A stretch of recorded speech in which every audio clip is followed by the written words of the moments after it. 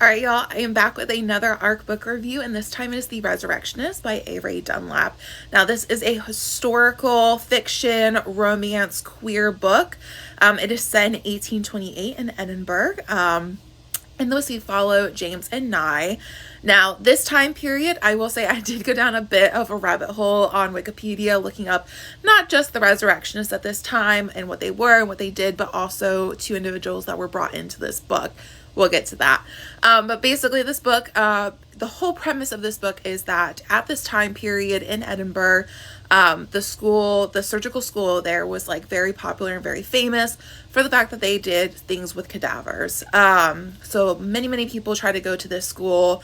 They used to have, live autopsies and things like that. Now, in order to have these cadavers, due to the laws at the time, they could only get cadavers from individuals who were in prison, who had committed suicide, or were orphans. So basically, the people that they just didn't feel like anybody really cared about.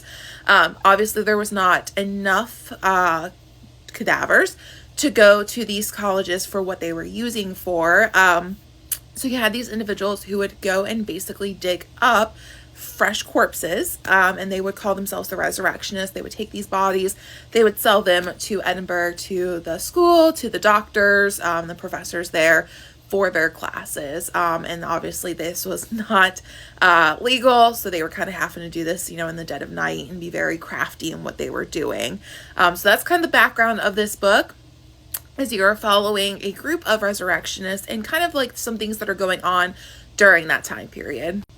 Now, James is from a very influential family. His father has recently passed away. He goes to Edinburgh to this surgical school. He wants to become a doctor. It's kind of always been his dream. Unfortunately, after his father died, it was kind of found by his brother and sister, who are older than him, that their father gambled away the family fortune. And at first he is told by, his sister and brother, like, oh, we can definitely keep you in school. There's no issue with that. We'll be able to still give you our allowance. However, some things happen and he ends up finding out that there's literally no money for him. So before he gets that kind of bit of information, he does run into Nye, and there's kind of like an instant friendship type connection between the two of them. But he ends up finding out that Nye is one of these resurrectionists, and James has a really big issue with this, but due to like the morality of it and all of that. So he at first is very against doing anything with the resurrectionists, helping them at all. He does not want to be a part of this whatsoever. He's in fact a little bit angry at Nye that Nye, hid this piece of information from him. But unfortunately, obviously, he then finds out that there is literally no money for him to continue his education. So he joins Nye's kind of little resurrectionist group. And I will say, one of the things I really loved in this was there's a good conversation between Nye and James. Like I said, James really struggles with the morality of doing this. He obviously needs the money, but it's really hard for him to understand that they're going to go to someone, whose family buried them, and they're taking that person. But Nye kind of explains what the term resurrectionist really comes from in this group, and that they basically give these bodies a second life. Obviously with the medical knowledge that comes out of autopsying these bodies, but also they reuse things like the teeth for dentures for people who have lost their teeth in war, and just a bunch of other things. So he kind of goes through the whole list with James, and I really just enjoyed that conversation because I think it really helps start that growth of character for James. And then we also, I think there's a little bit of growth of character for Nye by being around someone like James. So now in this time period, there were different groups that were basically doing this body digging up, resurrection stuff, and they were selling to very specific doctors. So they generally have their own contract. One of the doctors that is involved in this book is Dr. Knox. He's a real person. And two of the individuals that were selling to him were Burke and Hare. Again, two real individuals, and kind of the influence to start this book, I believe A. Dunlap said. Now, I don't want to spoil things. Obviously, you can Wikipedia these people and figure out what's going to happen with this book. But there's just something suspicious about Burke and Hare, and most specifically Dr. Knox. And so, Nye's group kind of sends James undercover in a sense, to try to figure out what's going on with this group. They're hoping that James is a little bit more anonymous and not as well known because he's at the school and he's newer to the town. But suspicious things are going on around town. People are going missing. there just seems to be a lot of weirdness going on. And like I said, don't want to spoil things, but you can absolutely go Google these people. Like I said, I went down a major rabbit hole last night on Wikipedia, like looking up these people and also looking up Resurrectionists. So obviously this does have a romance portion, and it is a queer romance. So James and I do kind of go from a like kind of colleagues kind of situation to a friendship to lovers, and I think it progresses really, really well, and I think it progresses perfectly for the time period.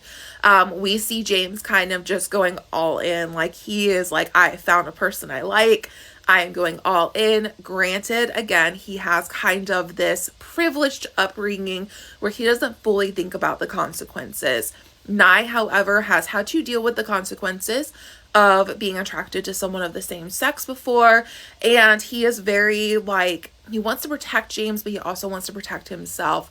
So we see a lot more hesitance on Nye's side of going into this relationship, and like I said, it's a lot to do with his past. Again, I won't say anything because I don't want to spoil anything. You know, I like to keep these things spoiler free for you guys, but you learn a little bit more about Nye's past, and it makes total sense why he's so like hesitant to start anything with James.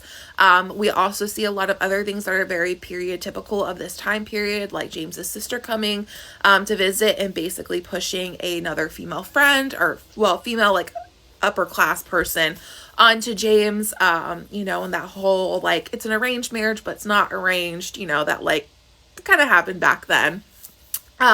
There's also an amazing cast of side characters. We have, I will say one thing I was not expecting with this book was the amount of humor. Like I knew going in it was going to be like a more of like a suspenseful book, a little bit more mystery, darker. I was not expecting to actually laugh at certain points, and you definitely do. There's just some really great side characters. They add a really like great amount of humor. Like I said, there's also some really good humor and banter between James and Nye throughout the book. So go into that knowing that you will actually get some pretty good fun parts into this book, while also kind of sitting on the edge of your seat wondering what is going to happen next. So The Resurrectionist does come out December 24th, so day before Christmas. Like I said, it is a little bit of a darker, more suspenseful thriller type book, with but some really good amounts of like found family, romance, and humor in it. This is going to definitely, like I said, multiple times throughout this is going to be a book that you will definitely finish and then immediately jump on Google and be like, I gotta know. Like, I gotta know more about everything that happened at this time period, the actual real true crime pieces of this. I think A. Dunlap did an amazing job researching this. Just from like my little bit of research, I think it really matches well. And I think it's just such a fun, good historical fiction book. I'm a really big fan of those. And this, I think, is a perfect like new piece to my collection. And I think you guys are going to really enjoy James and Nye's story. So check this book out when it comes out on December 24th.